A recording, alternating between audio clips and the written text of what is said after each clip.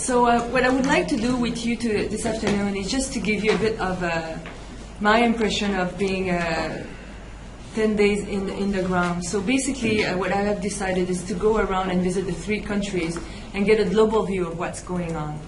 And so I would say that in terms of general feeling, I would say that we are writing history, and many people have used a lot of superlative about what's going on in terms of it's an extraordinary epidemic and it needs extraordinary response, and I agree with that. But I would say the main thing that I somehow come back with is the fact that it deteriorates faster and moving faster than what we can respond to. And I've been in different contexts in my life with MSF. I really had the feeling that it is like a wartime in terms of fear, general fear all over where you are. Nobody not understanding what's going on, and a fear that somehow after that moves into, I would say, not the best, I would say, behavior. But we have the same here. Look at all you guys. Nobody has come and shake my hands. So that's the reality. And so none of my friends are asking me for dinner. So the thing is, there's fear. It's normal. But that fear needs to be translated and be mobilized. Fear will keep us alert, but then we need to mobilize, and then we need to create more cooperation. The other thing is it's like a front line. It's moving, it's advancing, but we have no clue how it's going to go around. It went because we used to have Ebola, and I'm sure some of you have covered in the past, that when it was in some isolated villages, it was a business for between 6 to 8 weeks, and it will die out afterwards.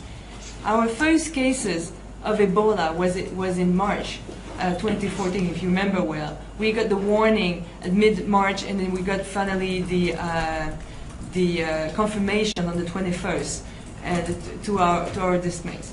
So the other thing as well is, like in a wartime, is the fact that we have a total collapse of infrastructure, in some places more than others. But I'm going to talk about what I know the best, it's going to be the medical infrastructure. So I call it the emergency within the emergency.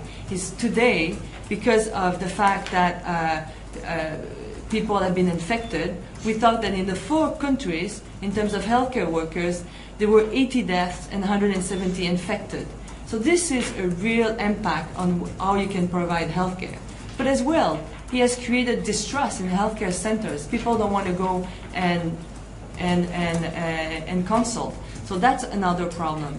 And so what we face today at the beginning of the rainy season, it's people don't have access to basic healthcare. So you might die more today of your malaria or dying of Ebola. I think that, as I said initially when I started, we're writing history, and we're going to need to start to write up a new strategy how to tackle Ebola, because we've never seen that this way.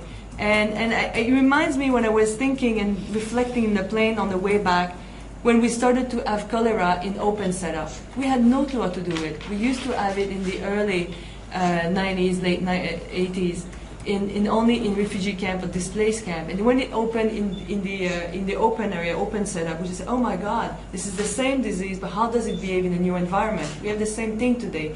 How does it behave in a new environment?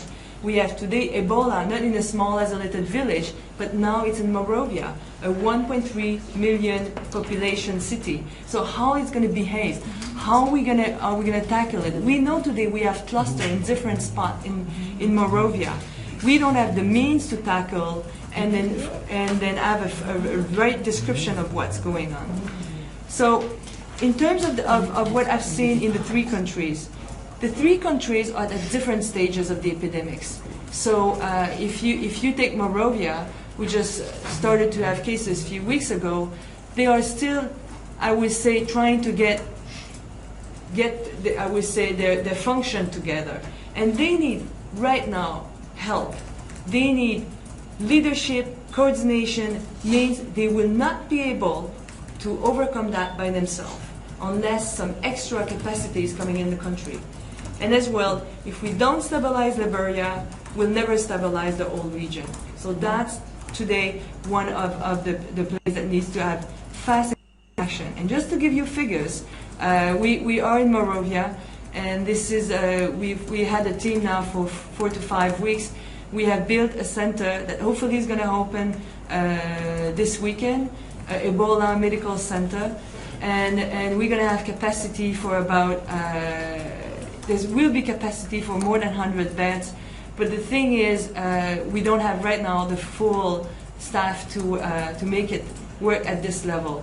So this is, we know that in most of the healthcare centers are closed. There was one that's still open to bring care to Ebola patients, and right now it's completely overcapacitated.